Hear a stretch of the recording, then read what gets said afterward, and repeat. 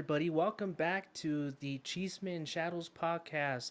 This is episode 2. This is your host, Miguel. We'll leave it at that. There is no need to learn any last names. Although, if you wanted to know, my last name is Meza, Meza. And yes, thank you guys for joining me here. Especially because if you're joining me here today, then that means you suffered through the first episode, which was very much a test run. I mean, this is kind of a test run as well, but the first episode was really a test run because I didn't really know how I wanted to structure my podcast. I still don't really know how I want to structure my podcast, but I do know that I have to change things up just a little bit because I want to make things a little bit more fun, more engaging, a lot better to the ears, I guess. Anything like that would be amazing. Okay, so last time we kind of got into a little bit of what I wanted to talk about here in the podcast. Kind of. Then I also ran a lot around the bush. I just kind of avoided a lot of anything too specific. And the reason for that is mostly because I felt like it was going to be too overwhelming. But to be honest, the episode kind of felt overwhelming even without me trying not to make it overwhelming. So instead, this time let's go ahead and let's cruise on down, Let's not take things too serious. Let's talk about what people my gen tend to talk about. And by the way, I am considered Gen Z. Yeah, so I didn't quite make the millennial type of era because apparently for most people, it's 97 and above. You're considered Gen Z. Up until about 2012, it could kind of depend. I mean, some people say 2010 is the cutoff time. Either way, that's I ended up, Gen Z, and that's totally fine with me. I think I've starting to like the idea of being Gen Z because we're kind of seen as like revolutionary thinkers that think a lot more through social media. And it used to kind of be a diss, but now, now all these unks are talking and I feel like it's kind of a compliment. I'm like, ooh, Gen Z, you think I'm that cool and fresh, huh? And even then, we're not even considered that cool and fresh anymore because if you were born in 2010, you are now a 15-year-old or will be turning 15 this year. 15-year-olds, they kind of think we're not. And you know what? That brings us to the very first topic. I saw this the other day. I was watching a couple of teenagers being interviewed out on the streets, and a lot of them were saying if you were born after 2000, before 2007, you were considered old. And that just blew my mind because I mean I wasn't even born in the 2000s, but I never considered myself old because I was basically right in the cusp of it though. I was born 98. Yeah, so I'm 26. I hate saying that. I'm not ashamed of being 26, but a lot of people tend to group you up if you are under in the 2000s or if you were not born in the year 2000 or above, you're already considered old. If your year you were born has a 19 something, you are considered old, and it's about time you realize that. That includes me. But luckily, I feel like I always keep my youthfulness enough where like I kind of just like if I don't upright and tell people my age, they could throw all sorts of guesses. Yeah, some of them might kind of judge me as old, but or some of them might guess good and get me right. But truthfully though, if I tell people I'm like, I'm just I'm like 20s, I'm 20s, they usually take the bait, and yeah, no, I'm able to pass for like 23, 23, and that's fine with me.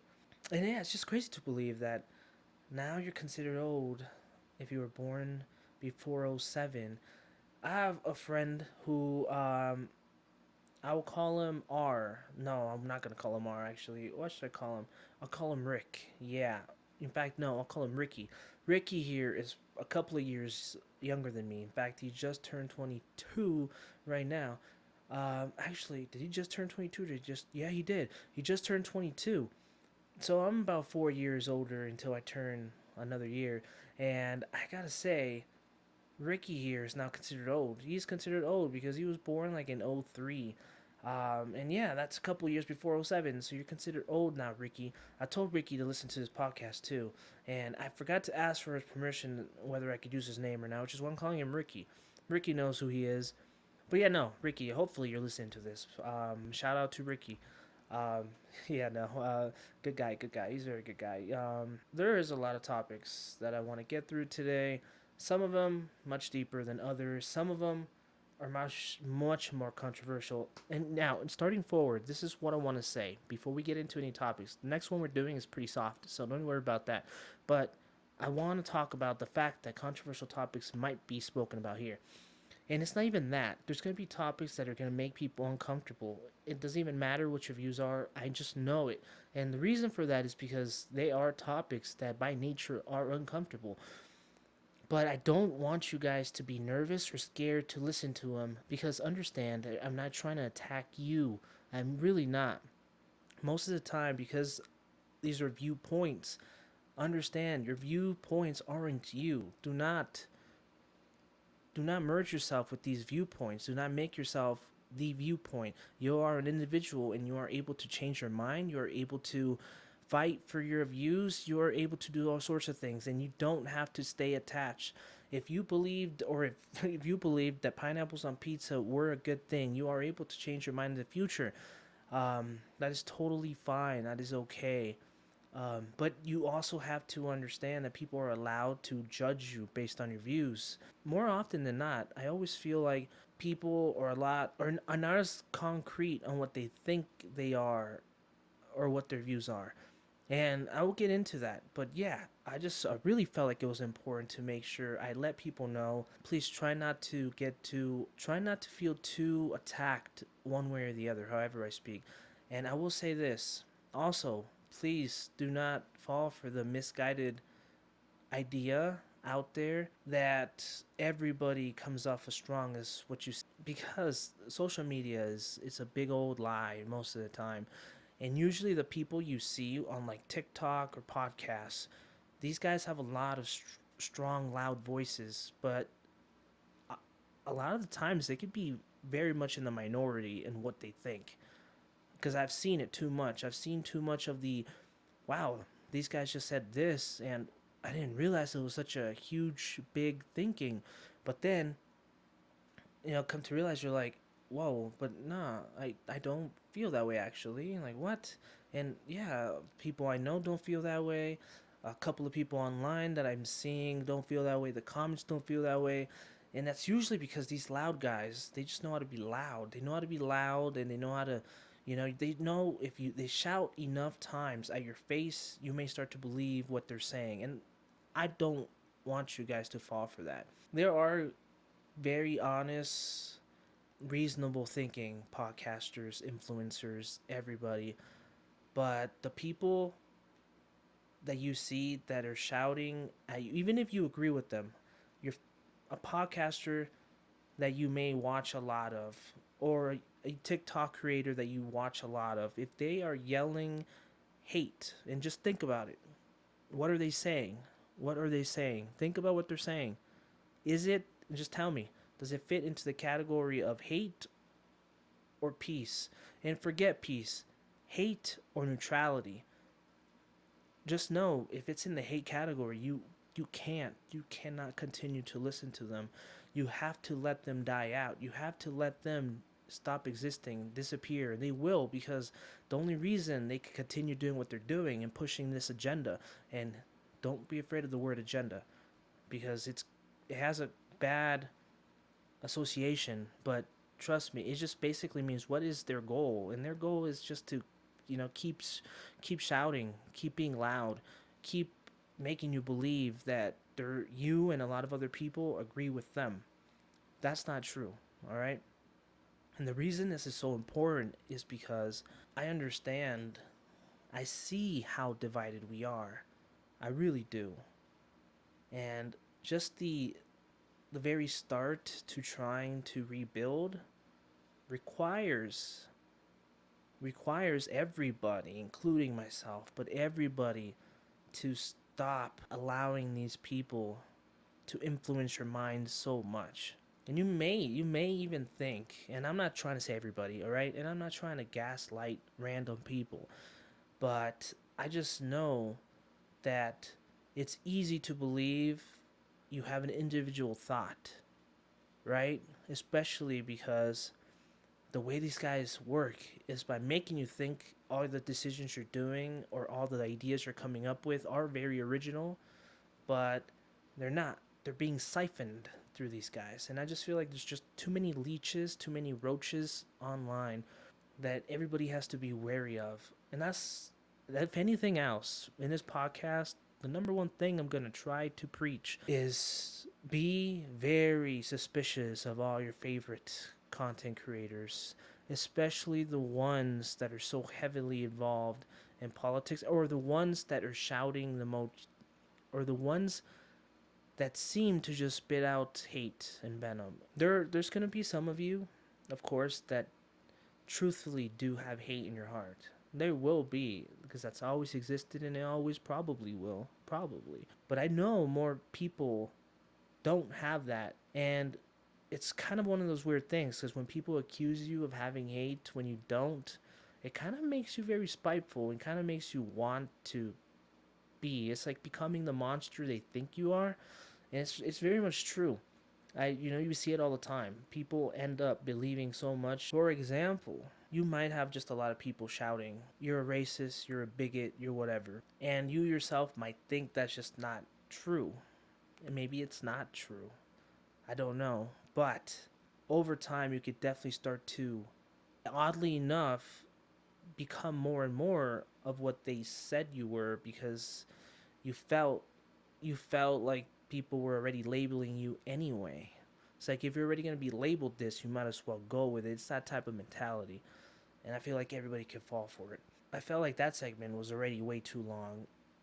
And we're going to dive way more into that. But it's just, I don't want anybody to be put off or leave the podcast because of these type of things. Because guess what? You're also able to listen to this in your own comfort, in your own home. And remember, you don't have to be around people, which means you could listen to uncomfortable subjects without feeling the eyes on you or without feeling judgment. We will analyze these viewpoints and we will try to attack them in different ways. And obviously, we're going to talk about my views and why I believe them and everything. But that's okay. You should be able to walk up to a person and share some of your views. Just remember this: with the freedom to share your views comes the freedom to be judged based on your views, okay? And that's the reality. It is the reality, and it works both ways. And it's what we have to sacrifice if we just want to have that freedom. And I know that most people do.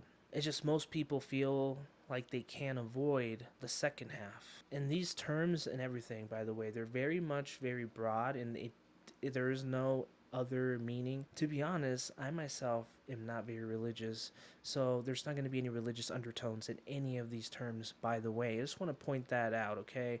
So keep that in mind. Keep in mind that there's going to be a lot of different religions out there. Like, people are going to be believing in different things listening to this podcast, which means there shouldn't be anyway. Unless it was something that made me who I am, and I'm not religious. So when I say something like there's going to be a lot of judgment, there is no religious association with it. Keep that in mind too, because I do understand. I like to learn a lot about different, a lot of people's religions or different people's religious viewpoints and what some of their teachings may be. And I know judgment could be one in various religions. Judgment could be one, but this is not the type of judgment I refer to. I definitely don't mean judging one as a human being or anything like that. It's a lot less serious, all right? One of my main goals for this year, since it's only been a couple of weeks since the start of the new year anyway, might as well talk about goals. When we'll talk about why I feel like it's actually a good thing to make them. Even though there's been a new revolution or a new, yeah, it's kind of a revolutionary. It's a new movement where we kind of ditch goals because they could kind of limit us, perhaps. One of my main ones this year is going to be going out more to certain things that have my interests, right? I like the supernatural stuff, right? We're not talking witchcraft necessarily, but things that can be seen as supernatural, like ghosts, right? I like the idea of ghosts. I like talking about ghosts. Whether or not I believe in ghosts, I definitely lean more towards believing in them than not, because I've had my own experiences. I'll share one, but first, the reason I'm talking about this is because one of the things I want to do is go to the Stanley Hotel. See, I live in Colorado. That's one thing I'm willing to share. I'm willing to share a lot more, but I thought I'd start with that. I live in Colorado. One of the things we have here in Colorado is the Stanley Hotels here. It's only a couple of hours away from me, actually. Um, Near Boulder, to be honest. I I live 2 or 3 hours away. Let's just say that. I want to go. It's supposed to be one of the most haunted places in Colorado. If you were to believe that, it's also a couple more things that maybe a lot more people might know. Now, if you have ever watched the movie Shining, The Shining, I believe that's the inspiration. I don't know if the movie itself was filmed there, but essentially it's famous for that and it supposedly being haunted. I thought it'd be pretty fun to go out with a couple of friends and just stay a night. I've always liked when people go out to these haunted places and kind of, just enjoy it. Enjoy the experience. Enjoy being scared. Being scared is fun. Well, it's fun to a lot of us. A lot of us that enjoy scary movies, it's fun. If you don't, you're probably not going to enjoy the experience. You don't want to go somewhere where you know you're going to be scared. It's not what you want. But here's the thing. As of right now, there is not a single friend that wants to go with me. It's very interesting, especially because there's a couple of those friends are non-ghost believers. So it's an interesting thing when you have people who don't believe in ghosts but are still not wanting to go to a haunted place. And yeah, they could be various reasons, right? Like, they just don't like going out, they don't want to stay at a random hotel, they don't want to travel, whatever. But that's not the case here. My friends have not told me anything about those type of things being the reason. They have made it pretty crystal clear that they don't want to even test the waters. They don't want to test anything. They don't want to risk it. They don't want to accidentally bring something home. They don't want to accidentally trigger anything. None of that. None of that doohickey stuff. But it's interesting because if you don't believe in the supernatural or you don't believe in ghosts, what is there to be scared of, right? And for myself, I do lean closer to believing. In fact, it's hard to say.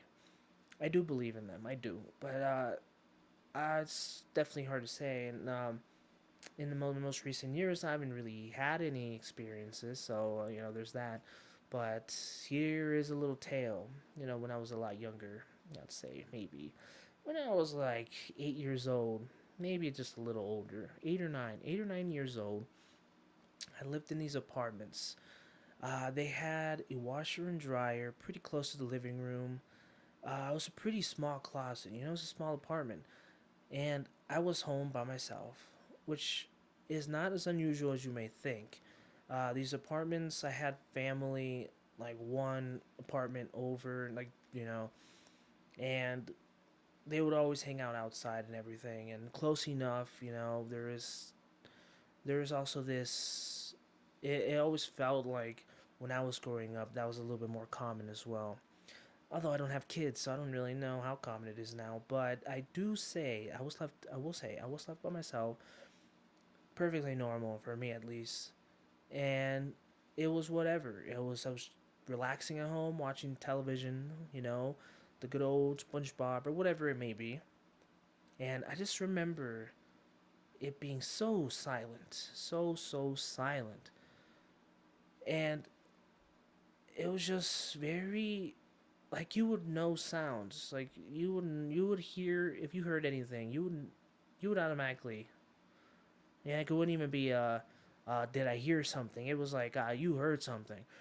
Well, let me tell you, going back to the dry washer, we always had a giant box of laundry detergent that we just kept on top of the washer. Easy to use, if you need some. No biggie. This thing was massive. It was heavy. It was a heavy, heavy box. Even if it was half used or whatever, it's still a massive box, heavy. And why do I emphasize this? Well, I'll tell you. But the craziest thing, as I was just sitting there, I just heard a loud bang. Just loud. Very loud. Very loud. And I was like, whoa, what was that? And I got up. I was like, well, I mean, what the heck? I mean, that can't. I mean, you're just one of those things you're gonna investigate, especially when it's so close and so loud. So I get up. I head towards this little closet with the dry washer was like kind of in between the living room and kitchen. So I walk over to it, and flung across the room was the laundry detergent box, and it would say 5-6 feet away. So it wasn't like across necessarily, but small kitchen anyway. So five-ish feet.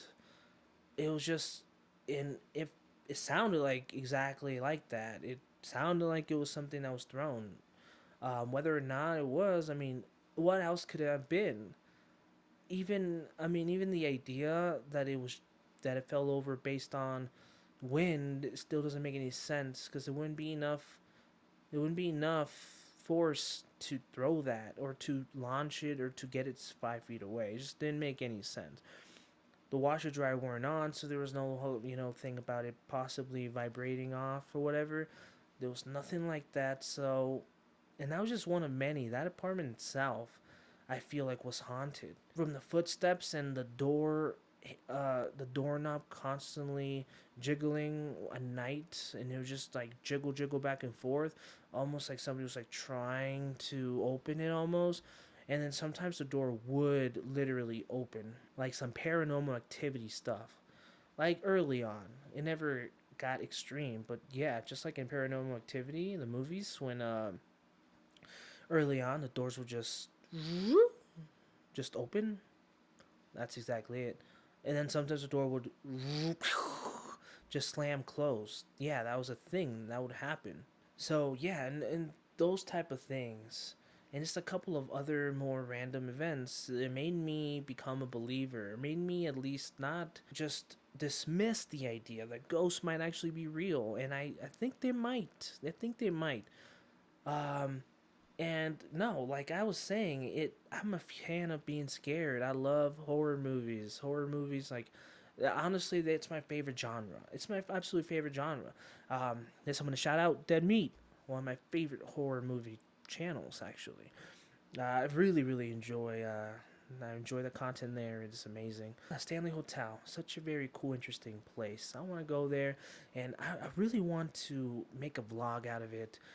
That's the type of vlog I would watch. I would personally watch that on somebody else's channel. So yeah, and if I would watch it, I always say the content you make, would you watch it? Because if you think about it, you would be talking or making content of things you're interested, or at least that's the idea, right? If you want to have fun with this, and if you are making content that interests you, then surely you would watch the content yourself. Somebody else made the same exact type of video as you. Would you watch it? And the answer is yes. I would watch. Well, I would watch a vlog of somebody going to the Stanley Hotel. And that's, I mean, there's a small caveat. Sometimes people like watching their favorite creators do anything.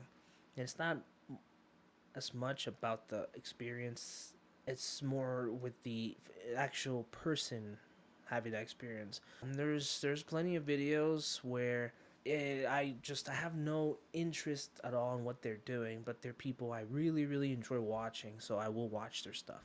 That happens a lot. So yeah, no, it's a fun thing. It's a fun thing I'd be willing to do. And now I do have to say we're gonna get into another semi-serious topic. All right, and this is again because this is a lot more based on where I live, the United States, right? I do want to say if you are an international listener, please, you can still take a lot from this. But yes, it's not going to relate exactly. In a way, I feel like what goes on in the United States sometimes can very much still be something worth listening to because it can it can. I mean, we're so huge. We play such a huge role in the world, and I'm not trying to sound like a very stereotypical American mindset where we think we're like such big and bold and important that we're just like better than people. No, but let's look at the facts. We are big. We are huge. We have population's huge. Our economy's huge. We are big. We're big players in the world, and that's just it. We are okay. But yeah, this just keep in mind, international listeners. This might be a little bit. This might just be a tad bit not as important, right? But the message itself is kind of important because here's the thing, all right?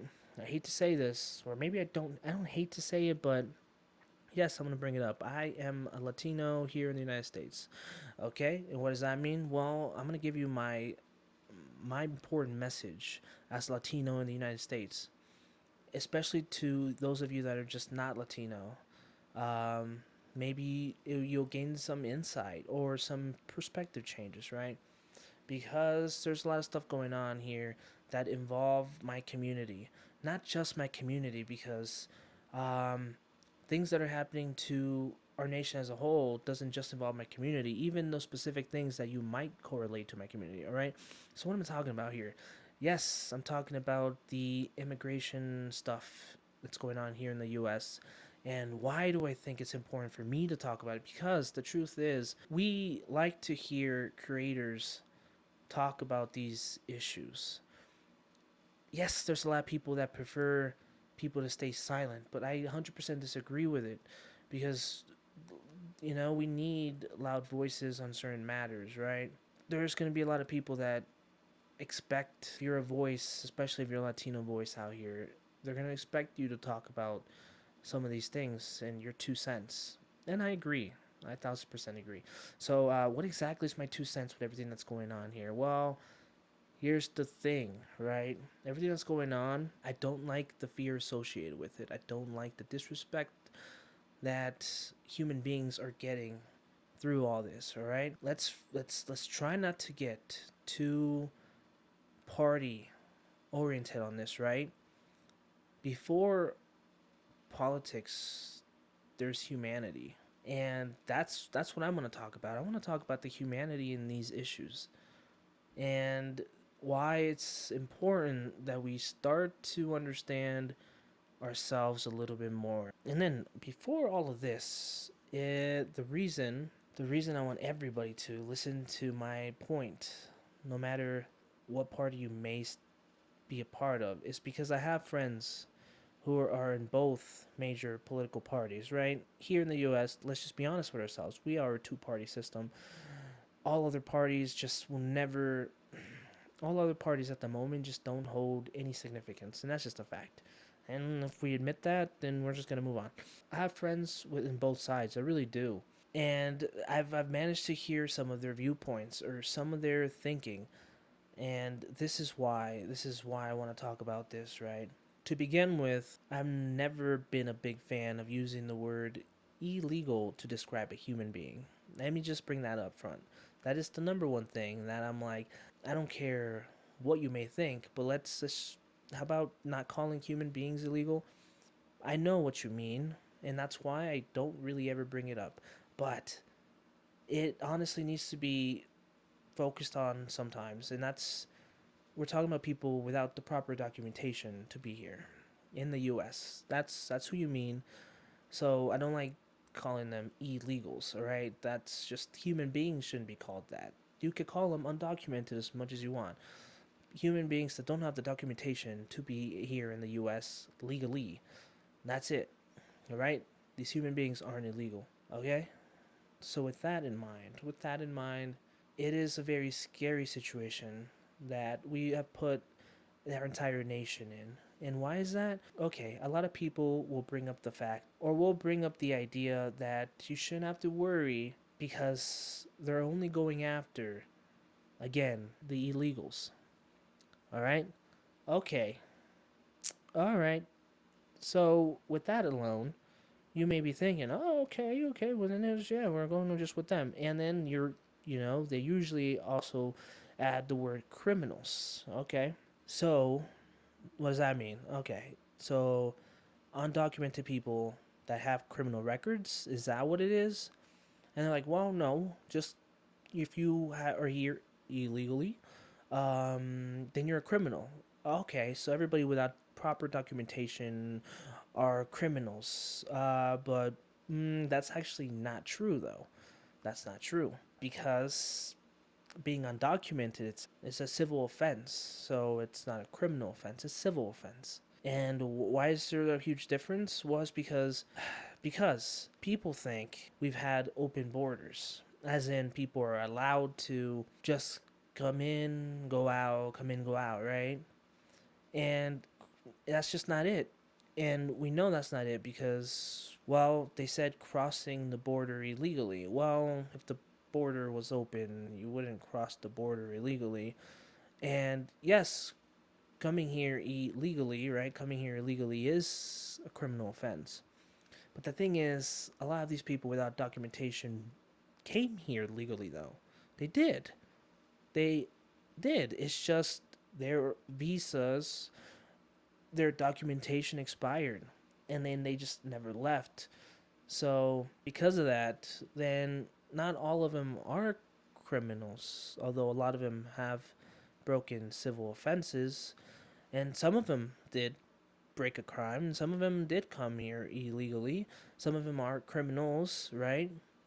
But not all of them. Okay, even then, all right, let's just say you're going after people without documentation. Well, okay, then here's the thing though. Here's the massive thing. Why? Okay, did we ever just stop ourselves and ask why? I want you to think very hard.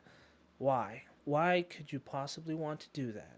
Oh, because everybody should be coming here legally. So that's why I want them out because they didn't come here properly or they're not here with documentation. Okay.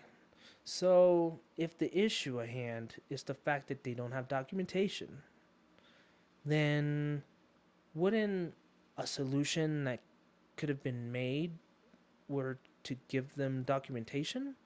Well, we can't just give everybody documentation. Like, we had to make everybody sit in there. So it's almost the same. It's open borders, really. Well, not quite. Not quite. Because these are two different problems, then. They're two completely different problems.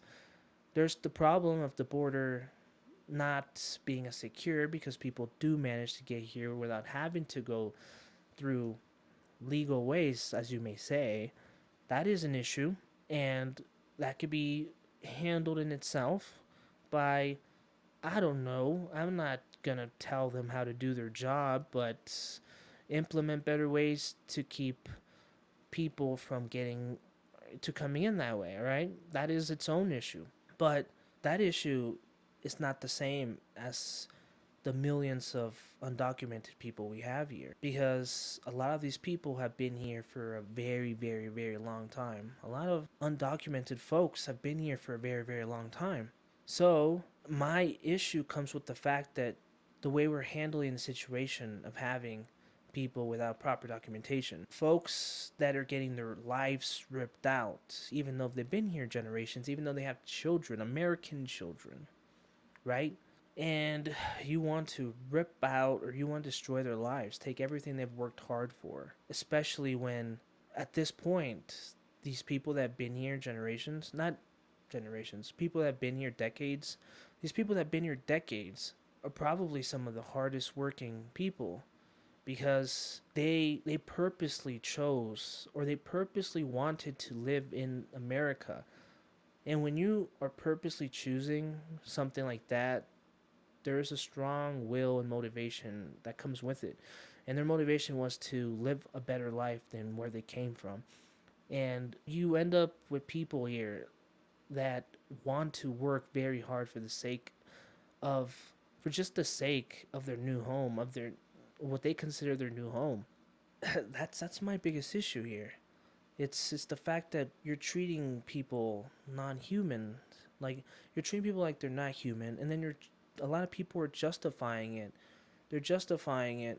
They created this illusion like they're separate, right? Like they're immigrants. They're two different species, right? No, they're not. And no, we're not because you look at me out on the street, you don't know if I'm documented or not. So, based on what if I tell you I am or not, you're going to treat me different. It just doesn't make any sense because it it isn't like an actual reason to despise these people. If anything, it just shows me the amount of hate that has been taught. Let's just be honest here. If the administration goes out there and is, you know, and starts calling people who are undocumented criminals, just broad statements, super broad, like all of them, even though we literally just discussed how untrue that is, then yeah, it's a massive ordeal. It's bad. It's just it honestly it honestly just blows my mind how we've let ourselves come to this place where we've been manipulated into hating a group of people. We're mixed families. We are a lot of Latino families, and I'm speaking mostly for Latinos because I am myself a Latino, but I'm sure it's like this for most immigrant families. It's just you have a lot of families that are very mixed. You could have half the family not documented, not without proper documentation. You could have the other half with proper documentation. It's just like, how are you gonna categorize them? And you want half of them gone. It's like, how do you ever expect us to be okay with half of our family members to be thrown out? It just doesn't make any sense. It's terrible because it almost feels like one step. It's like we're going backwards. We're going backwards in time. It just doesn't make any sense. It makes you really think, like, why is all the attention or why is everything being tossed towards undocumented people? And to answer the question that is always thrown out, why do you have sympathy for these folks? Well, because I truthfully don't believe they are criminals. That's why. So why wouldn't I? And no, statistically, there is zero indications that non-documented folks commit crimes at higher rates. There is nothing that backs that up. Here's the thing. It almost kind of feels like there is a lot of us hurting, and we've chosen to let somebody give us a reason for why we're suffering. That's what it's what it feels like to me. It feels like a lot of us are struggling and we need something there to understand why we're struggling. But that's not what we need. We need solutions. We need actual real solutions based on actual facts. Okay, so did this last episode and I really want to do it again. I just want to give out some more shout outs to certain celebrities that I feel like are not silent about issues. Yeah, some people may not want celebrities speaking on these issues because they somehow they call them uneducated or not worthy to be talking about these things, but I kind of feel like it's the most important for them to be talking about this stuff because otherwise it almost kind of feels like we let ourselves just go and create scenarios without any actual real direction. But when these big old celebrities that we look up to make these statements, it kind of makes us rethink. Maybe maybe it does change people's minds because as we've seen, it really seems like people are heavily influenced by celebrity types, and we've just seen it.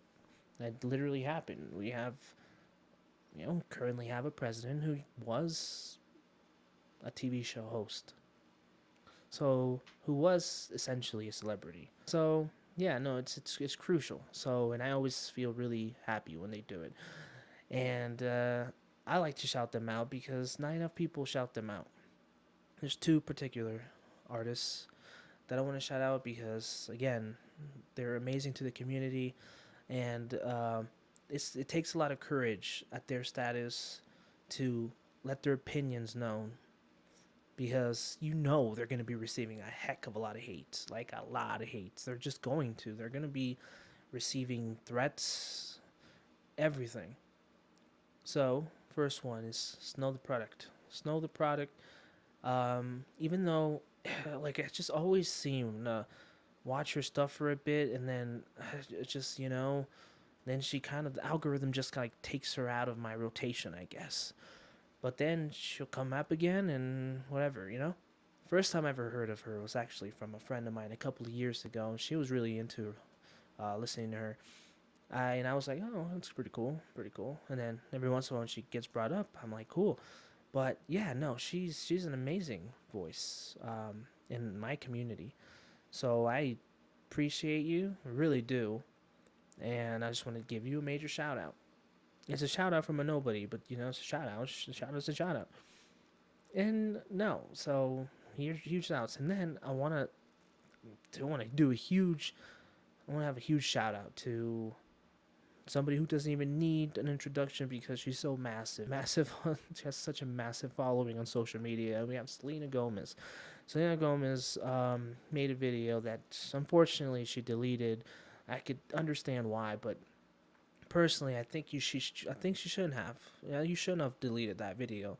I think you were showing your emotions, and it's like your raw emotions. So, it's it felt really sincere, and it showed the care you have for your community. And keep in mind, there's going to be loud voices that critique you, but who cares? What we really need is we need some of the people who haven't really thought about these things to really think about these things. And we really do need people like you to be spreading these type of things.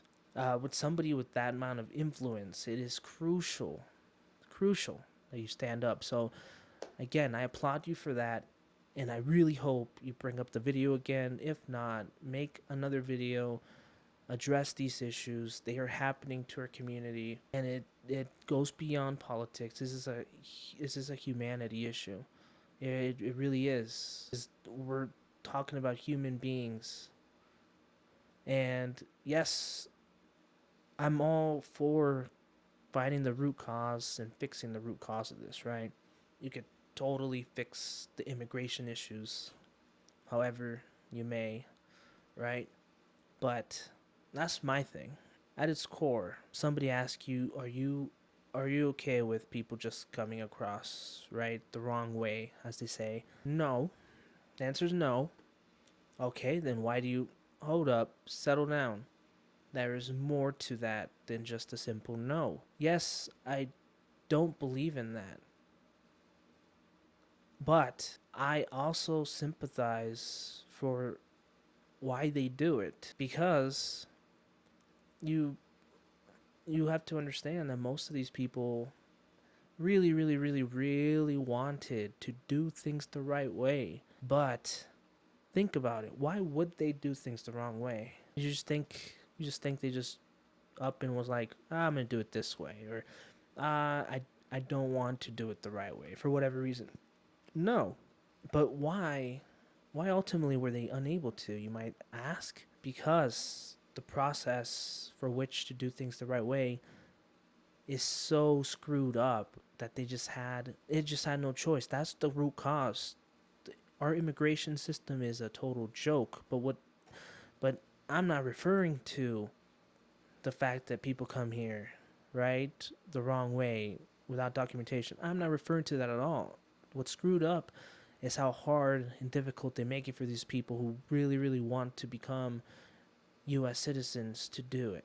That's what sucks. If you make the right way so incredibly difficult, then yeah, you're gonna have a lot of people that just are, and then we could talk about this actually a lot deeper and why it's so broken or what exactly is, because I'm sure a lot of people don't understand. If you guys just knew how crazy the process was to get in here, you would at least be able to sympathize with these people and maybe you see them more as humans, which you should have. It's okay in a way. Like, it's fine that you don't understand. It's not a lot of people know exactly, right? So that's one. We're down to the last segment. And it's the Am I the Asshole segment. It's my favorite segment. It totally, makes everything we talked about that was so tough and hardy just worth it. Because now we get some actual joy. Okay, let's get into it though, right? Am I the asshole for refusing to take my daughter to her birthday party? So, my 33-year-old female daughter, hold up, they wrote it a little wonky. My, and then they say they're 33 years old, female, okay? Daughter Chloe, who's 5 years old, hates pink. She has disliked the color and almost everything to do with it since she was about 3 or so. She has one pink shirt she likes and one pink stuffed animal, and that's it. My father's partner, Prue, refuses to accept that Chloe doesn't like pink. So this partner could be kind of like a stepmom type deal, I guess. Over the years, she's made several attempts to push the color onto her. Pretty much every gift she's ever given her was some shade of pink, no matter how many times I tell her to stop. She has tried to give me dozens of different reasons why I should encourage my daughter to try different shades. It clearly upsets Chloe, but Prue keeps doing it. About a week ago, my father invited me, my husband, and our children to dinner at his place. He said he and Prue had a surprise for the kids. Right before we left home, my younger sister, who still lives with our father, texted me. She warned me that the surprise was actually a small birthday party Prue had planned for Chloe. That alone threw me off because my daughter's birthday was in November. My father did miss her actual birthday party due to work, but still, also my son turns 9 in March, so I figured his would be the next party we'd have. Then she sent me photos of how the place was decorated, and it very clearly wasn't actually meant for Chloe. Literally every piece of decor was pink. The tableware, the balloons, everything. She had gotten pink banners and glued pink foil fringe curtains on the doors. Even the cake was pink. I showed everything to my husband, and we agreed not to take the kids there. I texted my father the following: Hey, sister told me everything. We're not coming. We're taking the kids to McDonald's and telling them that was your surprise. You and Prue can come if you want. We're paying. We did exactly that. My father did show up without Prue, but he was cold with us and left 20 minutes after arriving. Both him and Prue were pissed. My father is angry that my husband and I dismissed his partner's heartfelt gesture towards our daughter. Prue also told me that I'm the reason Cleo is restrictive. I also don't like pink. And I'm raising her to be an ungrateful, spoiled brat who is unwilling to compromise. To be honest, I get how I could be in the wrong here, but at the same time, this just felt like Prue trying to push something Chloe doesn't like onto her yet again. My sister and one of my brothers on my side, though my sister did say I had been rude, my older brother's on the fence.